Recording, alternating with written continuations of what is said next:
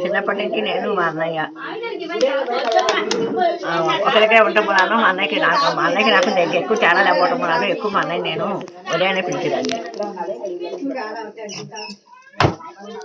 మా అన్నయ్య చిన్నప్పుడు మేము అందరం కలిసి పూలన్నా వాడి చిన్నపిల్లప్పుడు అప్పుడప్పుడు పూలన్నా ఏమైనా కూడా వాడికి చిరాకు పడుతూ ఉండేవాడు.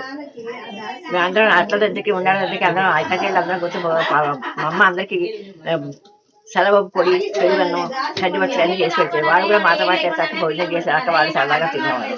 అలా మాకు అందరితో సరదాగానే ఉండేవాడు చిన్నప్పుడు. ఆ తర్వాత పెద్దయ్యాక వాడికి నాకు గొడవలు కూడా వచ్చేది. ఇద్దరు కొట్టుకునేవాళ్ళు. వాడు నన్ను తిట్టే నేను వాడిని తింటూ ఉండేవాడిని. వాడికి మిగతా వాళ్ళు ఎవరి దగ్గర వాడిని వదిలి ఎలా అన్నయ్య అని పిలిచేది నేను ఒక్కదాన్నే. మిగతా వాళ్ళందరూ అన్నయ్య బాగున్నావా అన్నయ్య అని గౌరవంగా పిలిచేవాళ్ళు. వాళ్ళందరికీ అన్నయ్య అంటే కొంచెం భయం కూడా ఏముంది, కానీ అన్నయ్య అంటే నాకు కూడా. కానీ చదువు ఉంది అలాగే, అందుకని సరే కలిసినప్పుడల్లా సరదాగా పాప అన్ని మా ఇంట్లో అన్ని ఫంక్షన్లకి వాడు వచ్చాడు. వాళ్ళ బావగారు వాడంటే ఇద్దరు సరదాగానే ఉండాలి. ఇద్దరికి కొన్ని గుర్తులు కూడా ఉన్నాయి మా వాళ్ళ బావగారితో వాడికి కొన్ని. నేను ఇంకేం మాట్లాడలేను. 75వ సంవత్సరం శుభాకాంక్షలు అన్నయ్యకి. మా అయ్య నీ ఆశీస్సులు మాకు ఎప్పుడు ఉండాలని కోరుకుంటూ నీ మేనగోళ్ళు పెద్ద మేనగోళ్ళు బేబీ మాట్లాడుతున్నాను. నువ్వు అంటే మా అందరికీ చాలా ఇష్టం. మా అయ్య అని పిలుపులోనే ఒక అర్థం ఉంది, అమృతం లాంటిది ఆ పదం అనేది. నువ్వు నన్ను చిన్నప్పుడు పుట్టిన వెంటనే ఉయ్యాల్లో చూసి నా జుట్టు ఎక్కువగా ఉంది, నేను తెల్లగా ఉన్నానని చెప్పి నాకు సైరాబాద్ అని పేరు పెట్టారు. అదే పేరు మా నాన్నగారు ఆఫీస్లో ఇక్కడికి వచ్చిన తర్వాత విశాఖపట్నంలో నాకు స్థిరపడిపోయింది ఆ పేరు. ఆఫీస్లో ఎవరికి నా పేరు గుర్తుండదు. అందరూ సైరాబాద్ రాలేదా, సైరాబాద్ ఏం చేస్తున్నావు అని అడిగేవాళ్ళే. నువ్వు పెట్టిన పేరే నాకు ఇక్కడ స్థిరపడిపోయింది. ఆ తర్వాత నువ్వు మా ఇంట్లో ఏ ఫంక్షన్ అయినా సరే చక్కగా వస్తావు, మా వాళ్ళందరినీ ఆశీర్వదిస్తావు. నువ్వు చాలా కష్టపడి పైకి వచ్చి బాగా వృద్ధిలోకి వచ్చావు. చాలా కష్టపడ్డావు చిన్నప్పటి నుంచి. వెనక అట్లా ఆస్తులు ఇవ్వకపోయినా ఏమివ్వకపోయినా చాలా కష్టపడి పైకి వచ్చి అందరినీ చాలా రక్క చెల్లెలందరినీ బాగా చూసుకుంటావు. ఏ రోజు ఇంటికి వచ్చినా చక్కగా అత్తయ్య కూడా మమ్మల్ని అందరినీ చక్కగా ఆహ్వానిస్తుంది. అత్తయ్య చాలా బాగా మాట్లాడుతుంది. మీ ఇద్దరు అంటే మాకు చాలా ఇష్టం. ఇంకా నీ గురించి చెప్పాలి అంటే మేము అంత ఇది లేదు, కానీ నువ్వు చాలా మంచివాడివి అని మాత్రం చెప్పగలను.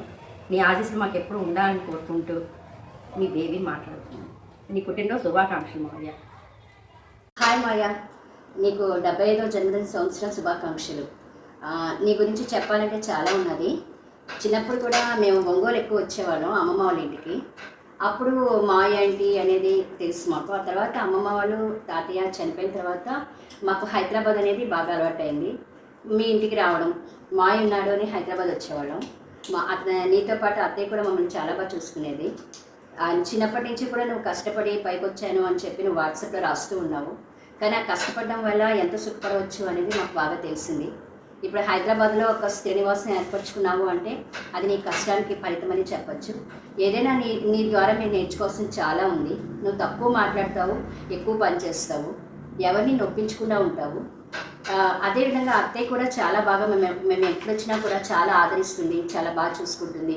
అయితే కామాక్షి మూర్తి చాలా చిన్నపిల్లలు కాబట్టి వాళ్ళతో మాకు అంతగా ఏదో హాయ్ అంటే హాయే, కానీ నువ్వు మాకు మంచి ఏంటి చెడేంటి అనేది బాగా చెప్పావు. అదేవిధంగా నేను ఏవైనా సరే ప్రారంభించినప్పుడు మాయ నేను ఇది చేయాలి అనుకుంటున్నాను అంటే తప్పకుండా చెయ్యమ్మా, చాలా మంచి పని అని చెప్పావు. తాతయ్య పుట్టినరోజు చేస్తున్నప్పుడు కూడా ముందు నిన్నే అడిగాను. ఎందుకంటే తాతయ్యకి సంబంధించి నువ్వే వారసుడు కాబట్టి నువ్వు ఓకే అంటేనే నేను ప్రారంభిద్దాం అనుకున్నాను. కానీ నీ వద్ద నుంచి నాకు మంచి పాజిటివ్ రెస్పాన్స్ వచ్చింది. నువ్వు చేయమన్నావు, నేను తప్పకుండా చేశాను. చాలా దానివల్ల అందరూ హ్యాపీగా ఫీల్ అయ్యారు. ఇది మనకి ఎప్పుడు కూడా చాలా వరకు గుర్తుండిపోతుంది ఈ విషయము. అది మనం అనుకోకుండా చేసిన ఒక మంచి పని నేను చెప్పచ్చు.